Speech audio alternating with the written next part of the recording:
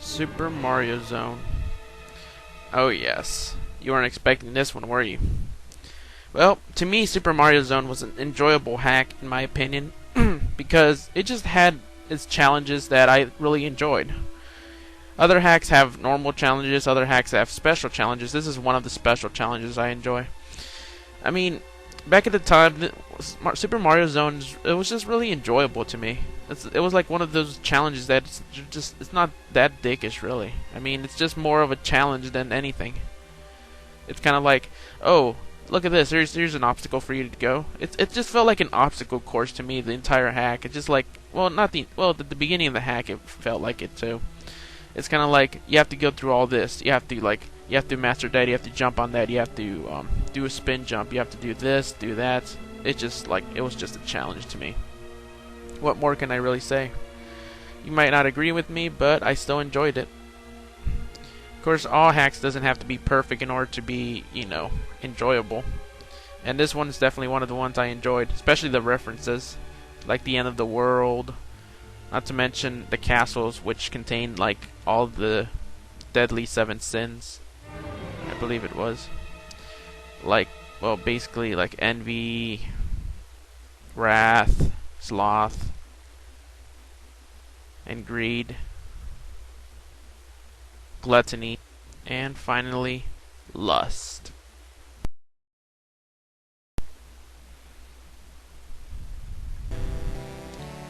Fire Mario Keys Chronicles.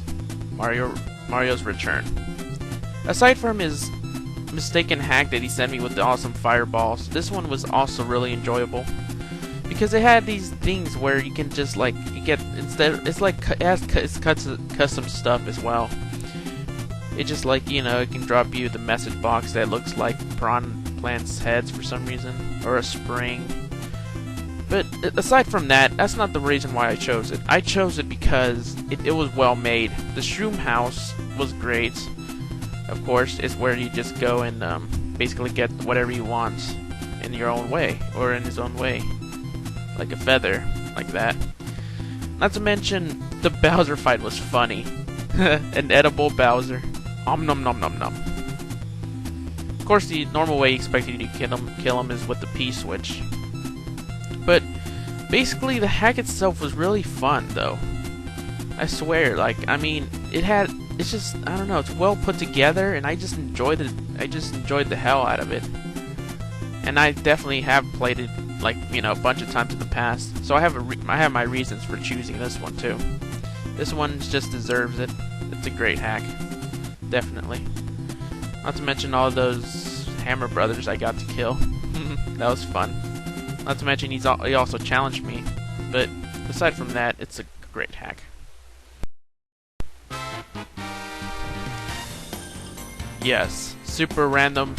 Not Mario. Not Luigi. Not Goron. World. Yes.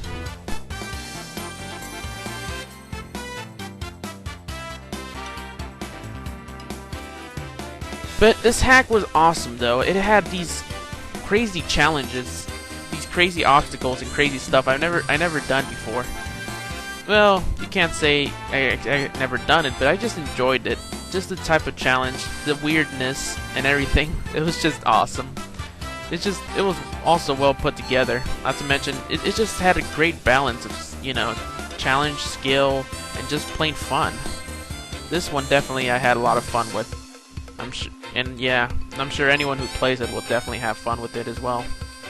Unless you just hate having fun, which I doubt you do. But then again, I never know.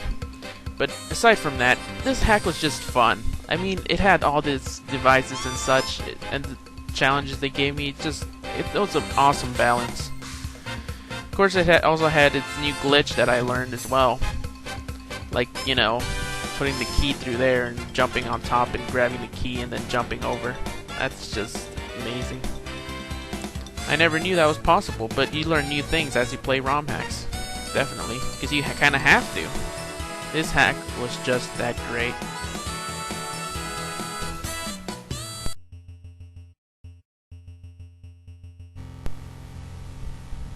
Ah yes, Dark Dimensions. It's how it's supposed to be called. It's made by Nintendo Wii. This hack, my gosh, was really fun. I gotta say, I had to play this hack in my free time a whole loads of times. I beat it like a whole bunch of times as well. I mean, this hack, it was like a full hack as well as Super Mario Zone and Chronicles. Well, Chronicles not so much. Super Mario Zone, it was a complete hack. This one was also a complete hack. But not just because it was complete, I picked it because it was, really fun. I mean, the level designs, the maps, the levels themselves, they were all fun. Because if I can extend this one, I would show you way more clips than this. But still, it's just that great of a hack.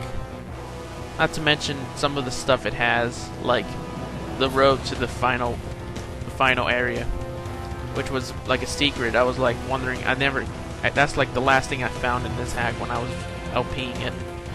Basically, it leads you to where you face off all of the Koopa Juniors, and then basically you just fight them all in its own little area.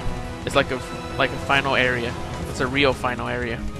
Until the point you get to finally fight the last person, which of course it's Bowser. And after that, the game pretty much speaks for itself.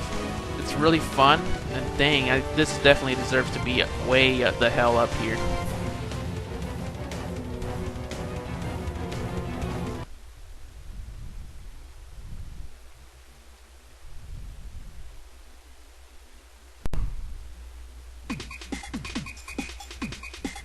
Candle Keeper's Kingdom, my top choice in ROM hacks this year. Of course, not all, but of the hacks that people sent me. This hack, in my opinion, was the best balance in everything and its enjoyment. This hack goes from Smokey the Bear references to Super Mario RPG to Zelda. I mean, really, this hack is just that great. If you know me, Super Mario RPG is like one of my favorite Super Mario RPGs of all time. But that's not the point. This hack, I really enjoyed its level design, I really enjoyed its references, and I really enjoyed everything about it. It was really original to its name, basically. I looked at all my other choices, and frankly, this one, in my opinion, is my favorite. Not to knock off the others.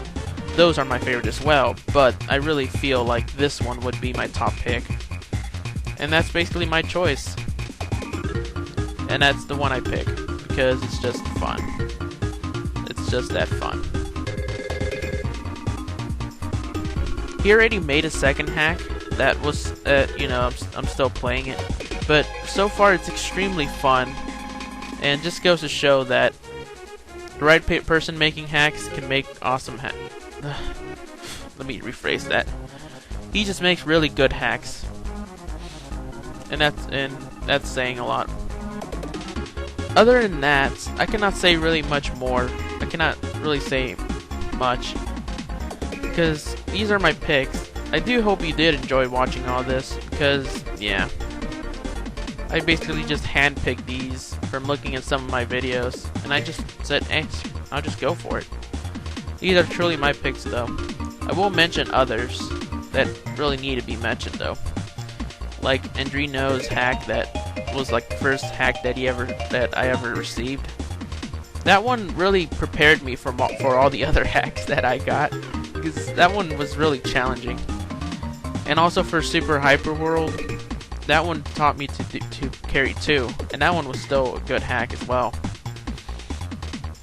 Then there's Super Mario the Infection. That one also was an interesting hack because it had like, it was just, I don't know if you ever continued it, but regardless, it looked like an awesome hack. And also Super Mario World 3 Lost Eggs. That's another one I also enjoyed. Then there's Super Nomadic World. That one also, I wasn't sure if it was going to be in the list or not, but that's also another one I would pick too. Mario's Premium World. That's another one I'd pick too. I just enjoyed its level designs and it was pretty. Pretty colors. I'm kidding. Well, anyways, Also Dinner World, made by Umutis. That one was interesting. The second one is definitely a lot more fun than the first. I mean, the first one, of course, there's its own challenges and such, but still, I had fun with all these hacks. And last but not least, Super Logic World.